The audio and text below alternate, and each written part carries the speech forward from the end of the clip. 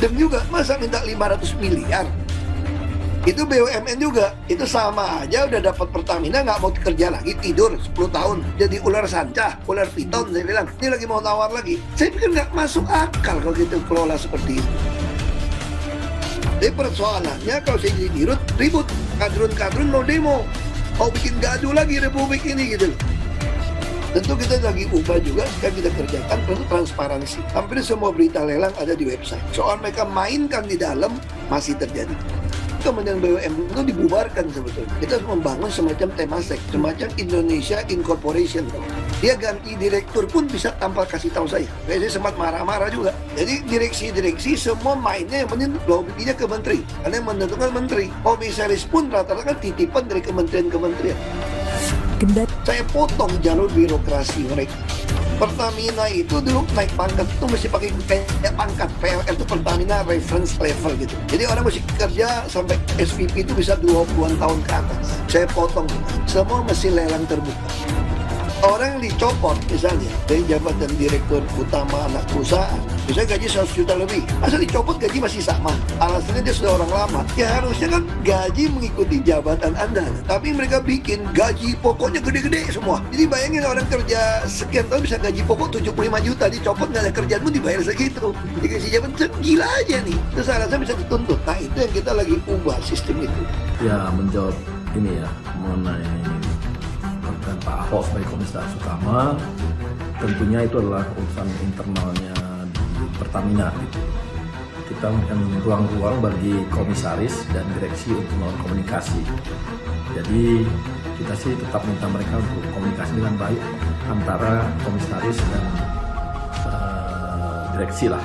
Kemudian juga di samping itu soal komisaris di BUMN ya semuanya berasal dari Kementerian BUMN, termasuk Pak Ahok juga dari kita kan, dari Kementerian BUMN gitu. Sementara yang lain kan memang dari kita semua. Namanya juga BUMN kan memang penugasannya dari Kementerian BUMN gitu. Nah, di samping itu untuk urusan yang masalah peruri misalnya, itu kan B2B lah ya. Kalau main B2B, Peruri juga punya ruang-ruang mungkin untuk berbisnis dengan Pertamina. Ya itu mereka koordinasi aja untuk masalah harga. Kalau dilihat harganya memang harga yang nggak layak ya ditawar gitu ya. Kalau dilihat layak ya dibeli gitu. Itu kan urusan B2B. Jadi antara mereka sendiri. Apalagi ini kan sama-sama BUMN, bagi kami Kementerian Tua itu seperti kantong kiri kantong kanan aja. Jadi silakan aja mereka bernegosiasi sebagai sesama perusahaan dan B2B. Biar masyarakat yang menilai. Kalau saya sih melihat kayak nggak ada orang lain aja gitu. Kenapa sih hebatnya gitu? Menurut saya sih biasa-biasa aja. Tapi kan itu menimbulkan tokoh-tokoh atau orang-orang dan masyarakat yang selama ini kontra terhadap Ahok menjadi tidak suka. Jadi ya saya kira mungkin itu refleksi kedalaman hubungan antara Pak Jokowi dengan Ahok sebagai teman sejati, bukan teman politik atau teman biasa. Menurut saya pasti menimbulkan kegaduhan dong. Untuk kinerja BUMN-nya sendiri mungkin? Ya kan harusnya cari orang profesional, emang dia ahli minyak. Pak Jokowi melakukan reshuffle yang ada permasalahan baru yang muncul, atau Pak Jokowi atau pemerintah mendapatkan beban baru karena calon menteri yang diangkat adalah figur yang bermasalah, yang akhirnya bukan menjadikan solusi tapi menjadi beban bagi masyarakat. Apalagi kita tahu selama yang bersangkutan di Pertamina menjadi komisaris, ya kinerja beliau biasa-biasa saja, tidak ada prestasi.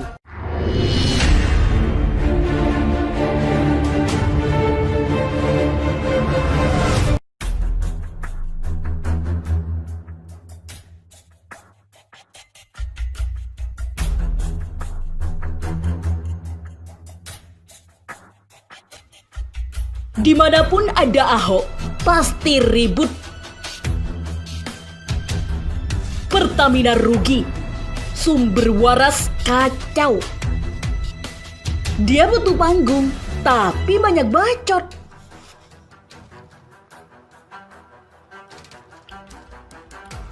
Andre Gerindra keras.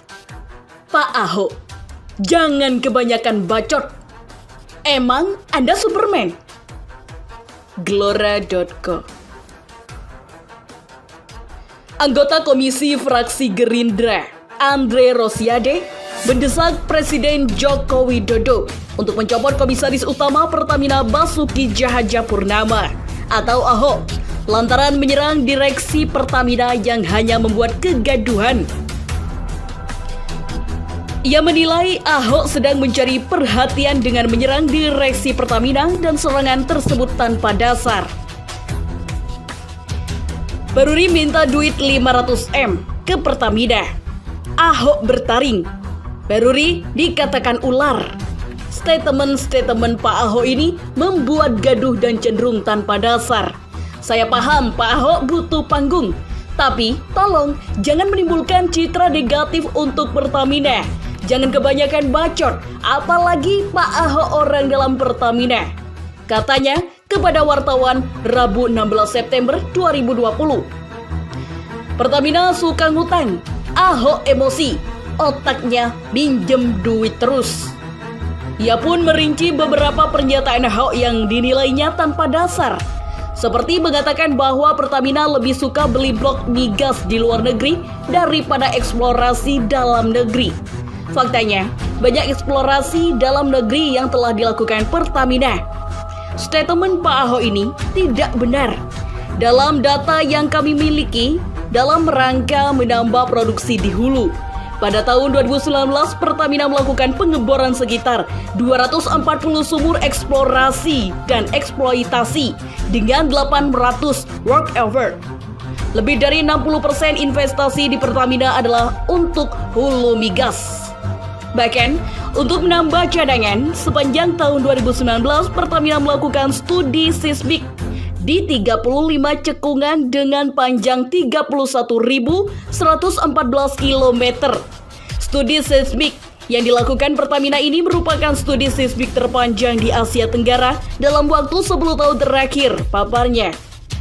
Hasil studi seismik sampai menjadi produksi memerlukan paling cepat 7 tahun. Oleh sebab itu, untuk menambah produksi dan cadangan hulu migas saat ini diperlukan eksekusi bulog hulu migas yang sudah berproduksi, sehingga bisa langsung menambah cadangan dan produksi migas Pertamina. Akuisisi yang dilakukan oleh Pertamina dilakukan pada blok-blok yang sudah habis kontrak PSC-nya. Sedangkan akuisisi di luar negeri dilakukan pada blok-blok yang sudah berproduksi dan memiliki cadangan yang besar, sambung dia. Lanjutnya, ia juga mengkritik sikap Ahok yang disebutnya merasa paling benar sendiri. Menurutnya, komisaris dan direksi di BUMN paling tidak punya satu agenda rapat bersama dalam satu bulan. Ahok ini selalu teriak soal banyak maling di Pertamina. Saran saya, bila Pak Ahok memang punya bukti, sebaiknya laporkan saja ke pihak yang berwenang. Kan ada KPK, Kejaksaan, dan juga kepolisian. Jangan tuduh sana-sini, tapi sebenarnya tidak ada bukti. Direksi Pertamina setahu saya sudah melakukan banyak upaya untuk membersihkan Pertamina melalui kerjasama dengan aparat penegak hukum. Bulan lalu Pertamina bekerja sama dengan KPK dan telah berhasil menyelamatkan aset perusahaan sebesar 9,5 triliun rupiah. Selain itu, Pertamina juga telah mendapat sertifikat ISO, Sistem Manajemen Anti Suap. Untuk itu, saya usul sebaiknya Presiden Jokowi dan Menteri BUMN copot saja Pak Ahok daripada terus membuat kegaduhan yang tidak perlu. Ulasnya, ia pun meminta tidak ada pihak yang merasa superior, seolah-olah paling benar kerjanya, paling bersih dan tidak pernah salah. Pertamina tidak butuh Superman, tetapi butuh super team yang bersama-sama memajukan Pertamina dan industri migas nasional, pungkasnya. Harusnya Ahok benahi Pertamina, bukan ocehan. Anggota Komisi DPR RI dari fraksi Partai Demokrat, Herman Khairun, mengatakan yang harus dilakukan Basuki Cahayapurnama alias Ahok sebagai komisaris utama PT Pertamina adalah dengan melakukan pembenahan di dalam internal Pertamina, bukan malah membuat pernyataan yang seolah menutupi kegagalannya. Semestinya Ahok sudah komit sebagai melakukan pembinaan dan pembenahan ke dalam. Jangan-jangan ocehan ini untuk menutupi kegagalan dia menjaga Pertamina merugi. Jangan-jangan bicara Indonesia Incorporation jika sebagai komut Pertamina saja gagal dan hanya nakut-nakuti. Ujar Herman Hairon di akun Twitternya Rabu 16 September. Dia menilai Pertamina harus melakukan pembenahan agar bisa efisien dan transparan. Herman menilai pernyataan Ahok hanya sebagai pencitraan semata. Justru, saya setuju dilakukan pembenahan di Pertamina agar lebih efisien, transparan, akuntabel, dan kontributif bagi negara. Namun, sebagai komut semestinya Ahok tidak membuat pencitraan di ruang publik, bahkan tembak Kemen BUMN. Silakan gunakan kewenangan yang saudara miliki di internal, ucap Hairon. Dia kemudian menyindir Ahok yang tidak menunjukkan kinerja selama di Pertamina selama ini, namun hanya bisa merasa bersih dan paling hebat. Ada orang yang pekerjaannya mencaci maki, orang lain direndahkan seperti tahu segalanya, merasa paling bersih, super hebat, tetapi dia tidak ada hasil kerjanya yang bermanfaat bagi orang lain, apalagi bagi bangsa. Bikin gaduh saja, pungkas dia. Sebelumnya dilansir akun YouTube Point, Ahok buka-bukaan soal kinerja dan birokrasi di PT Pertamina. Ahok mengatakan ada direksi yang hobinya melobi kementerian terkait jabatan, hingga pergantian direktur tanpa dia mengetahui. Ganti direktur bisa tanpa kasih tahu saya. Saya sempat marah-marah juga. Direksi-direksi semua mainnya lobi ke menteri. Karena yang menentukan itu menteri, ujar Ahok. Ahok juga mempermasalahkan pula soal pencopotan jabatan, namun tidak ada perubahan gaji dari karyawan. Dia memisalkan jabatan direktur utama anak perusahaan Pertamina dengan gaji 100 juta lebih dicopot. Masa dicopot gaji masih sama? Alasannya karena orang lama. Ya harusnya gaji mengikuti jabatan Anda kan? Tapi mereka bikin gaji pokok gede semua. Jadi bayangin gaji sekian tahun, gaji pokok bisa 75 juta dicopot. Enggak ada kerjaan pun dibayar segitu. Gila aja nih, papar Ahok. Lebih lanjut, Ahok bahkan menyarankan agar Kementerian BUMN dibubarkan dan diganti dengan sistem seperti di Singapura. Kalau bisa Kementerian BUMN dibubarkan, kita membangun semacam Temasek, semacam Indonesia Incorporation. Pungkas Ahok. Pernyataan Ahok soal Pertamina banyak yang keliru. Sejumlah pernyataan yang disampaikan Komisaris Utama Pertamina, Basuki Cahayapurnama saat belak-belakan di akun YouTube Point tidak semuanya benar. Anggota Komisi DPR Andre Rosiade menilai banyak pernyataan Ahok yang tanpa dasar. Salah satunya saat Ahok mengatakan Pertamina lebih suka beli blok migas di luar negeri daripada eksplorasi dalam negeri. Padahal faktanya banyak eksplorasi dalam negeri yang telah dilakukan Pertamina. Statement Pak Ahok ini tidak benar. Dalam data yang kami miliki, dalam rangka menambah produksi di hulu, pada tahun 2019 Pertamina melakukan pengeboran sekitar 240 sumur eksplorasi dan eksploitasi dengan 800 workover. Lebih dari 60% investasi di Pertamina adalah untuk hulu migas, ujarnya kepada wartawan Rabu 16 September. Bahkan, untuk menambahkan cadangan, sambung Andre, sepanjang tahun 2019, Pertamina melakukan studi seismik di 35 cekungan dengan panjang 31.114 km. Studi seismik yang dilakukan Pertamina ini merupakan studi seismik terpanjang di Asia Tenggara dalam waktu 10 terakhir. Hasil studi seismik sampai menjadi produksi memerlukan waktu paling cepat 7 tahun.